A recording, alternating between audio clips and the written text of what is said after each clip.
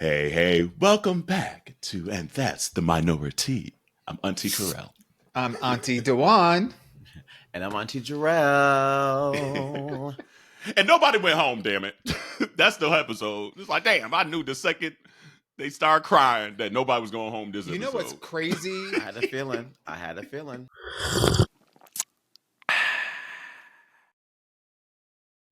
Because I try to watch it live just because I don't want to get any spoilers, but I wasn't able to do so. And so I watched it on Saturday morning, and the way that it recorded. You got the ending. I got the ending where it said on the screen, all 5 queens remain. Damn. No. So before you even watched the episode, you already knew. Said, hey, Set up. I was like, God damn. So, and what's crazy is this is how like finicky I was. I'm like, I don't even want to watch.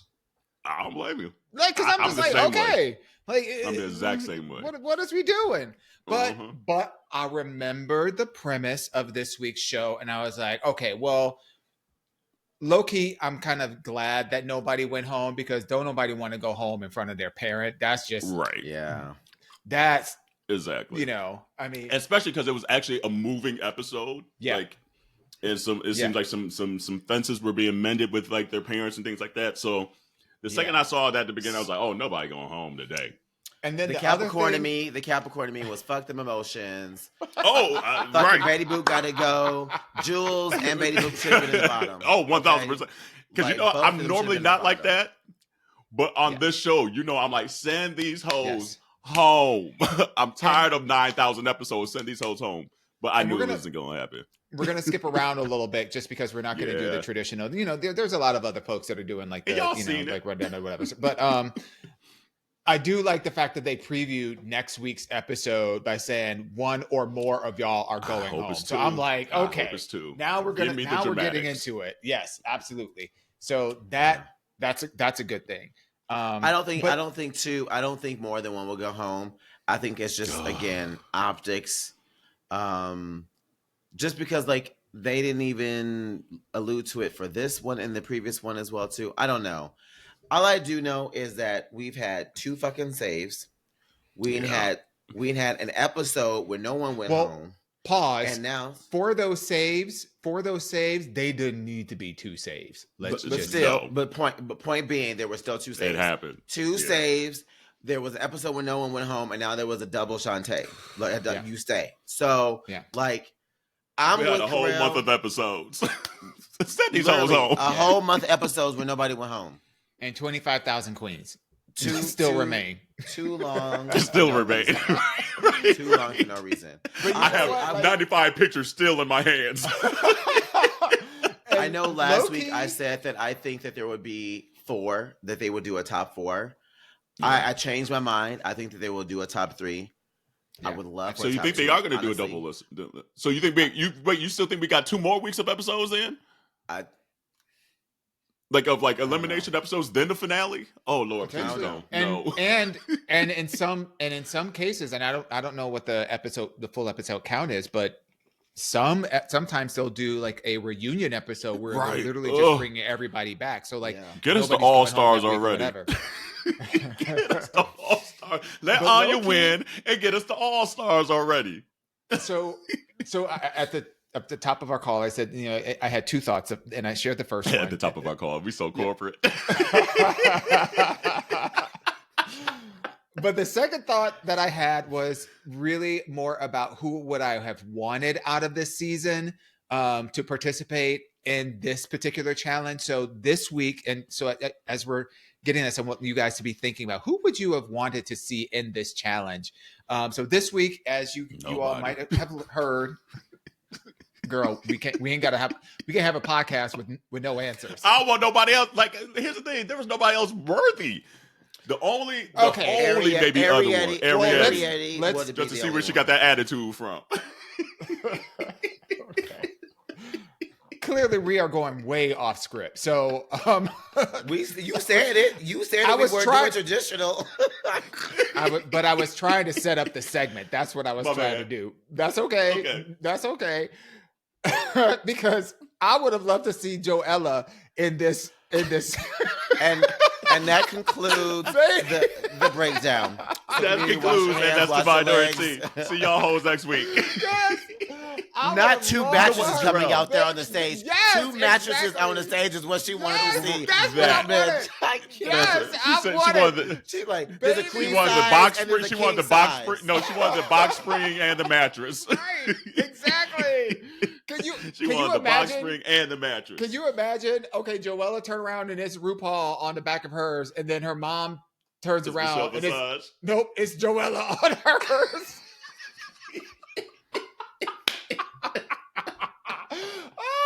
Thinking about that, I was like, "Oh, that would have been so fire!" And you know what's funny? So like this whole time we talking about how Joella was like the Asian of LA or whatever she called herself, the Slasian diva of LA. Completely forgot about Plastique. I always kept on saying Kim Chi.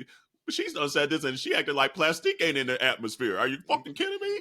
Yeah, but to be fair, she did say of LA. She did ain't Plastique in LA? Of LA, no. But where's Plastique at? Isn't she in Dallas?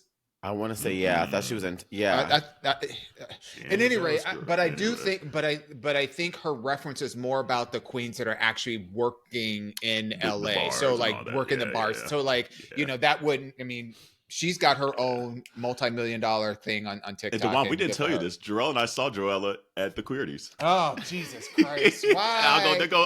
Javon's homegirl.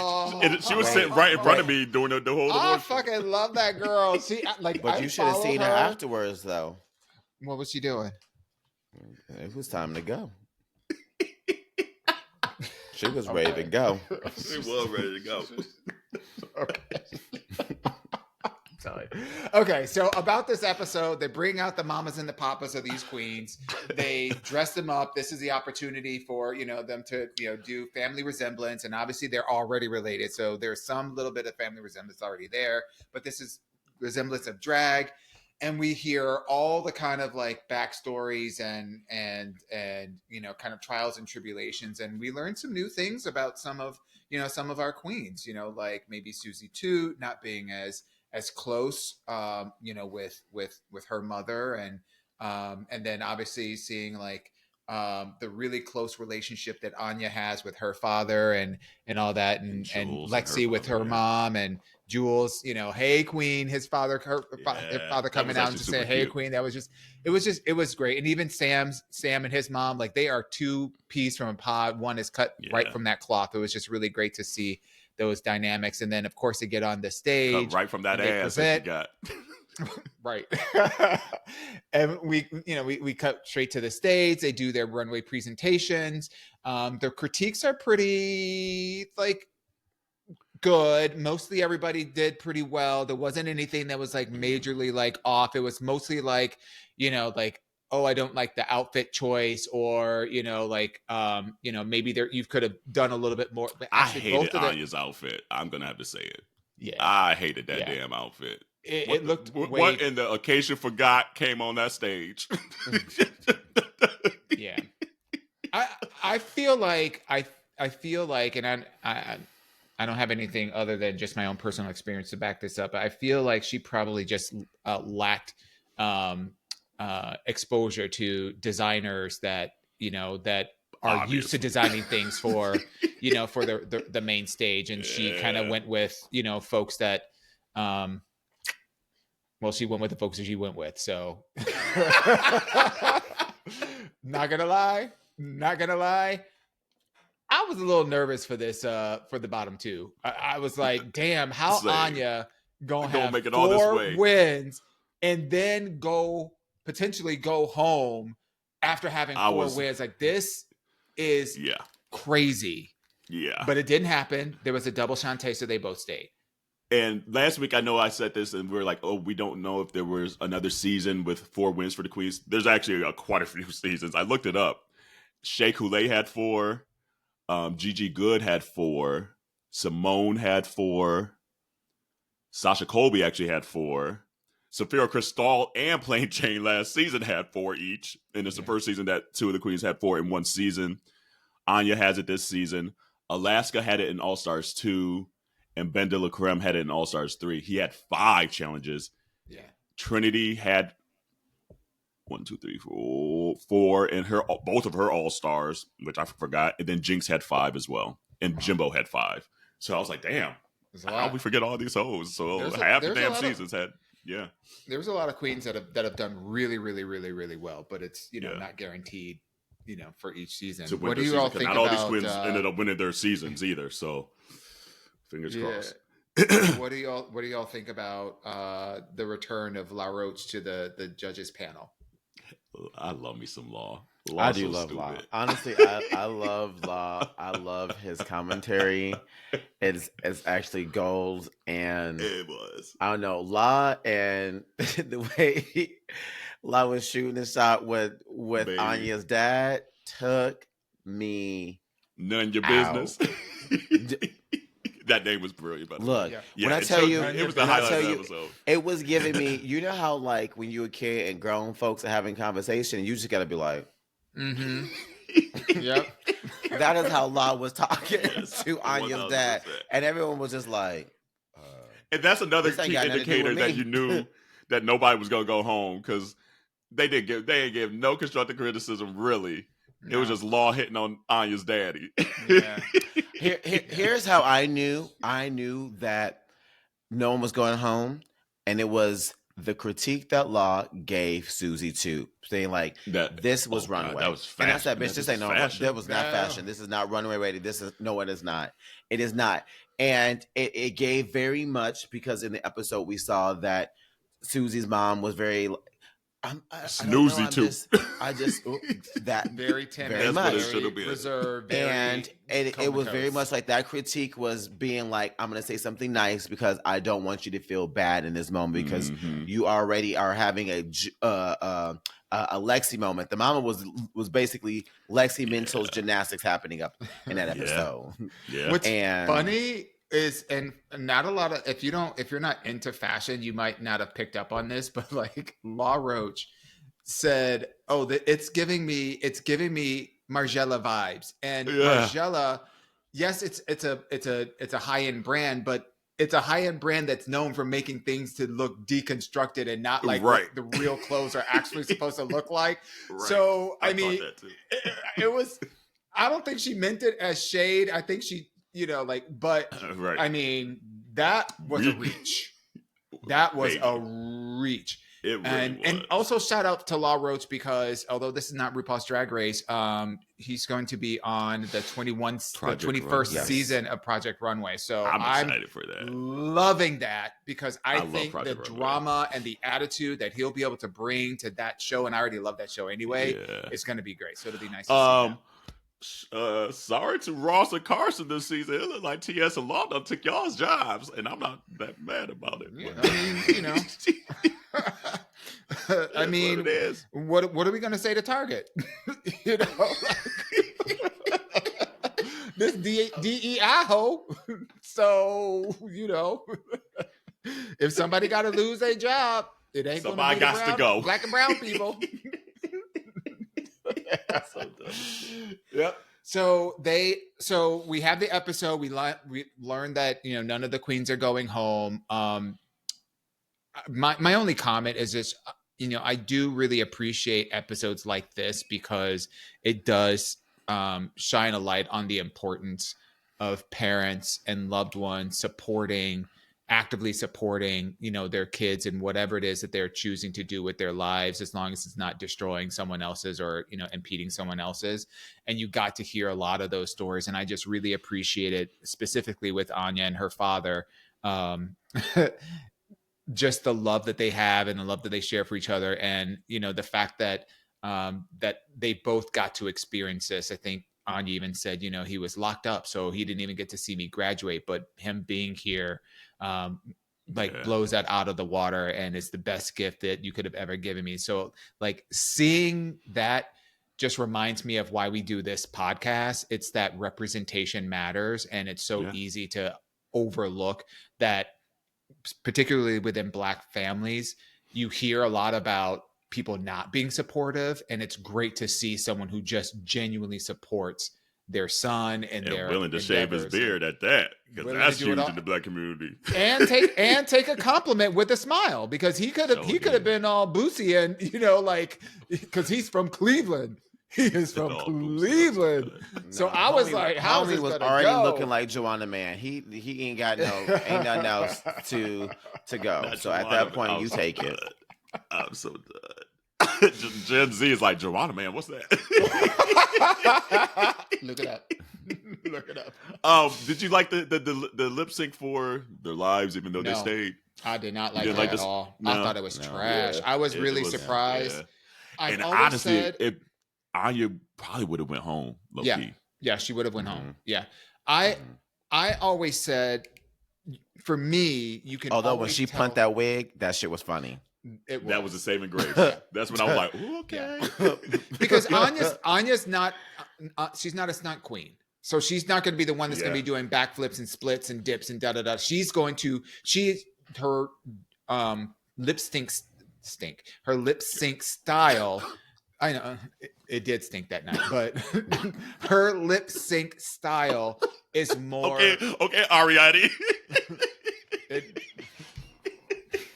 I hate you right now. But her style is more old school when it comes to her delivery. So she's really about embodying the song versus performing, with acrobatics and whatnot. Yeah. I've always said this. You can always tell who's winning the lip sync when the person is not bothered by what the other person is doing. When they are in their own zone. And for some reason, Anya really just wasn't. She was so concerned with what Jules was doing. And I know that because Jewel is she's a split queen. She, does acrobatics. She does all these kind of things. And that's not her gig. But I'm telling you, don't just get up there and perform. Don't worry about what the other queen is doing. Which makes me a little worried if it comes down to the last lip sync for your life versus maybe Anya and Alexi, or Anya and Jules again. Maybe I think Jules might be going home, but a lot of time it's that last performance that might twist things at the last second that you're like, oh shit. So if this is maybe a precursor to a lip sync for the crown, it's going to be interesting. It's going to be interesting, this song choice. Mm-hmm. That is going to be the Achilles heel to some queen, because of the queens that are left, there are lanes that they're in. And when they're outside of those lanes, it's gonna get a little rough. Yeah. So, and I'd be curious to see what Anya's glow up is going to look like now that she's kind of been on the show and it's getting a little bit more get a little money, help, because we haven't seen her do any reveals at all the entire season. So, I mean, looks have been crunchy. Yeah. So I'd be very curious to see how that goes. But then we got a sneak peek into next week, and next week we hear that one or maybe more may be going home. We will see. If you had to guess out of the 5 that's remaining, who would be going home next? Who would it be? The feeling feels Jules, because it feels like they're wanting Sam to have this last hurrah a little bit, just by the edit and the crying and the redemption. But do I think Sam or Susie is going to be in the top 3? I still think it's going to be Anya, Lexi, and I'm just still torn who that third one's going to be, if it's going to be Sam or Susie. I feel it's going to be hard pressed to get Susie Toot out of the competition at this stage, unless she has a major meltdown flop. I feel like she's probably going to be within the top 3. Yeah. I low-key kind of feel like Lexi could be, or she could not be. And then the other 2, between Sam and Jules, it's kind of like a flip-flop for me. What do you think? Same answers as last week. Yeah. Sam Star, Jules are gone. And it'll be Susie, Anya, and Lexi. Yeah. Well, send these hoes so we get the All-Stars. 32 episodes remaining. We'll probably find out who won this season after the end of the current presidential election. Girl, seriously. After Cory Booker's done talking. I was about to say it's the Cory Booker season. The Cory Booker season. And on that note, wash your hands and let your ass. Bye. Bye. See y'all.